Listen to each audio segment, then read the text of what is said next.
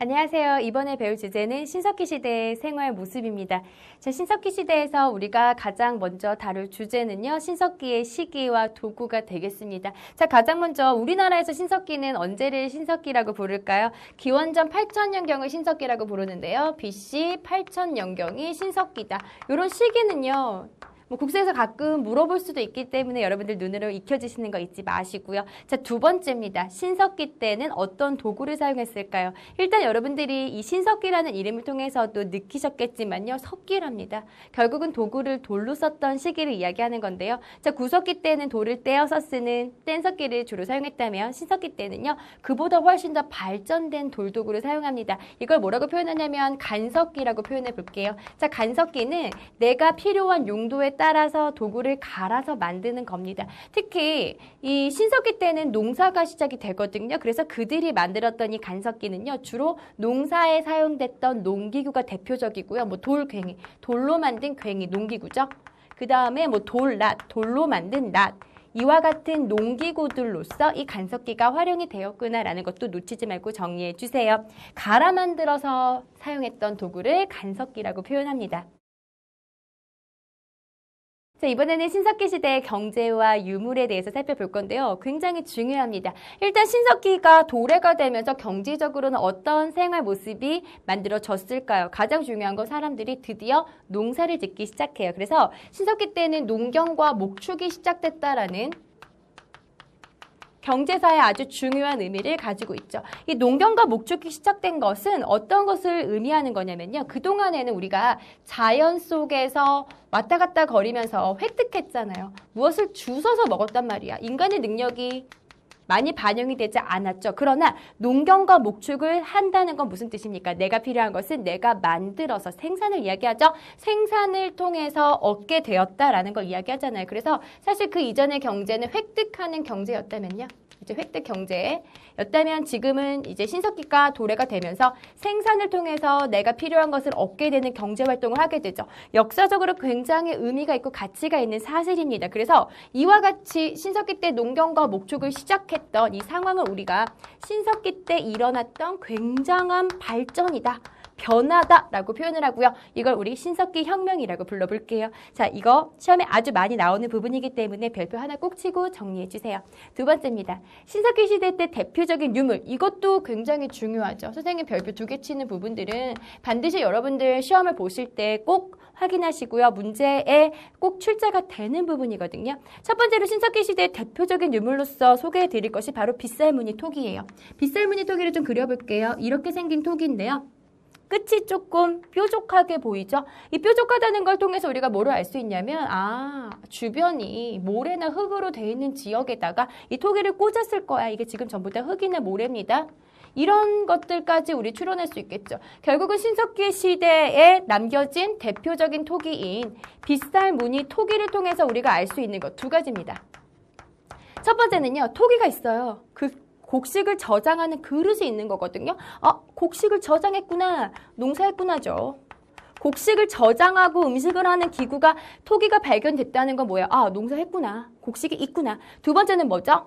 땅에다가 꽂을 만큼 이렇게 삐죽한 모양으로 빗살무늬 토기가 만들어졌네요. 그렇다면 모래가 있는 곳에 사람들이 거주했구나. 자, 모래가 있는 곳 어디일까요? 그렇죠? 강가나 바닷가에 사람들이 거주했겠구나라는 것까지도 이 빗살무늬라는 빗살무늬 토기라는 유물을 통해서 여러분들 정리할 수 있답니다. 하나만 더 해볼게요. 자, 신석기인들은요, 이 바닷가에서 물고기 잡잖아요. 물고기 잡으면 살 맛있게 발라먹고 뼈 남죠. 이것을 가지고 바늘을 만들었어요. 그리고 실을 만드는 도구였던 가락바퀴, 바퀴를 돌려서 실을 만드는 기구고요. 그 다음에 생선뼈 같은 것을 가지고 바늘을 만들죠. 그럼 보세요. 실과 바늘이 있네요. 무엇을 만들 수 있습니까? 그렇죠. 옷감을 만들 수가 있죠. 그래서 이런 유물들이 발견되는 것을 통해서 신석기인들이 무엇을 만들었다, 옷을 제작해서 입었구나라는 것까지도 우리 기출을 통해서 많이 발견할 수가 있거든요. 놓치지 말고 정리해 주세요. 신석기 때 유물 너무 중요하죠. 특히 빗살무늬 토기, 그 다음에 의복 제작의 증거, 가락바퀴 뼈바늘은요. 반드시 시험에 나오니까 여러분들 놓치지 말고 꼭꼭 확인해 주세요. 자, 이번에는 신석기의 주거와 사회의 모습에 대해서 살펴보겠습니다. 자, 가장 먼저 신석기 때 주거 어떻게 달라졌을까요? 중요한 사실은요, 사람들이 농사를 짓기 시작한다고요. 그 이전에는 왔다 갔다 이동하면서 필요한 식량을 찾아 다녔다면요, 농사를 하죠. 봄에는 씨를 뿌리고요, 여름에 열심히 물을 주어야 된답니다. 잡초도 뽑아줘야겠죠. 뿐만 아니라 가을에 수확까지 합니다. 따라서 내가 씨를 뿌린 지역을 벗어나서 살 수가 없죠. 생활의 모습이 바뀌게 되었네요. 이동 생활을 하던 인간들이 드디어 정착 생활을 하게 되었고요. 이런 정착 생활의 사회 모습으로 바뀌게 되면서 무엇이 필요한가요? 집이 필요하죠. 신석기인들이 만들었던 주거의 형태가 바로 움집입니다. 움집이라는 집을 짓고 이곳에서 생활하기 시작했다. 특히 이제 움집은 약간 그려볼까요? 지하로 이제 구덩이를 파요. 지하로 이렇게 구덩이를 파서 움막같이 이렇게 생기고요. 남쪽 방향으로 집을 틉니다. 집을 트고요. 가운데는 화덕 같은 걸 만들어요. 그래서 모여서 생활하고요. 조금 이렇게 지하 공간에 웅덩이 같은 것들을 파서 만든 신석기인들의 대표적인 가옥의 형태다라는 것까지 정리해 주세요. 이번엔 신석기인들의 사회 모습에 대해서 살펴볼 겁니다. 신석기는 아직까지 계급이 만들어지지 않은 사회입니다. 계급이 만들어지지 않았다는 건요, 지배자와 지배를 받는 사람들이 분화되지 않았다는 걸 의미하는데요. 다시 말해서 모든 사람이 평등한 지위를 갖고 있는 평등사회예요. 뿐만 아니라 이제 구석기 때는 이제 가족의 개념이 발달하지 않았다면 신석기 때는 집을 짓고 모여 살잖아요. 집안에서는 누가 함께 살까요? 남하고 사나요? 나와 피와 섞인 사람이 사나요? 나와 피와 섞인 사람이 함께 살겠죠. 그래서 신석기 때는 혈연을 중심으로 하는 씨족 사회가 형성이 되기 시작했다. 사회 모습이 나타나기 시작하죠. 이런 특징까지도 우리가 확인할 수가 있답니다. 아주 중요한 내용들을 지금 모두 다 다루고 있었어요. 자, 이번에는 신석기의 대표적인 유적지를 살펴볼게요. 신석기인들은 주로 강가나 바닷가에서 거주했죠. 그것은 빗살무늬토기라는 그 유물을 통해서도 우리가 확인할 수가 있었답니다. 자, 유적지는요, 그래서 우리나라의 강가나 바닷가 지역이 신석기 시대 대표적인 유적지예요. 두 가지 지역만 소개해 드릴게요. 서울의 암사동. 서울의 암사동 하면은 신석기 그러니까 신석기 유적지 있거든요. 선생님도 한번 가본 적이 있었는데요. 거기 가면 움집도 있고 막 그래요. 서울의 암사동 대표적인 유적지고요. 하나만 더 한다면 제주도의 고산입니다. 제주도가 어떤 지역이죠? 바다 지역이죠. 아, 신석기인들 역시 바닷가. 서울에는 무슨 강 있죠? 한강 있죠? 아, 강가를 중심으로 살았구나라는 것까지 확인할 수가 있겠죠? 어렵지 않죠? 특히 구석기의 유적지와 신석기의 유적지를 비교해서 묻는 문제가 많이 출제가 돼요. 여러분들은 구석기 되게 많거든요. 전국이 다 구석기의 유적지랍니다. 따라서 신석기의 유적지 두 곳만 기억해 주면은 나머지는 다 구석기구나라고 분류하는 방식으로 문제를 풀어가셔도 큰 도움이 되실 겁니다. 이번에 신석기 시대의 신앙에 대해서 살펴볼 건데요. 중요합니다. 신석기 때부터 사람들이 신앙이라는 관념이 만들어지기 시작했기 때문인데요. 특히 첫 번째 볼게요. 농경과 밀접한 자연환경에 관심을 가져요. 이해만 하세요. 자, 이거는 자연을 숭배하는 신앙이죠. 자연을 숭배하는 신앙이고요. 시험에 많이 나오지 않습니다. 자, 그럼 두 번째 봅시다. 이거 너무 중요합니다. 자연현상이나 자연물의 정령이라는 거는 영혼이 있다고 믿는 거야. 그러니까는 돌이나 나무, 우리가 흔히 지나치는 이런 자연물에도 분명히 영혼이 있다고 믿는 신앙이 바로 애니미즘입니다. 왜 산에 가면은 굉장히 오래된 나무에 사람들이 빨간 줄, 그 다음에 뭐 하얀 줄, 노란 줄, 파란 줄 걸어놓고요. 그곳에서 막 이렇게 비나이다 절을 하잖아요. 뿐만 아니라 돌을 세워놓으면서 여러분들 그 자신이 갖고 있는 소원이나 희망을 빌어본 적이 없나요? 이런 것들이 전부 다 애니미즘과 관련된 내용입니다. 자, 그 다음은요.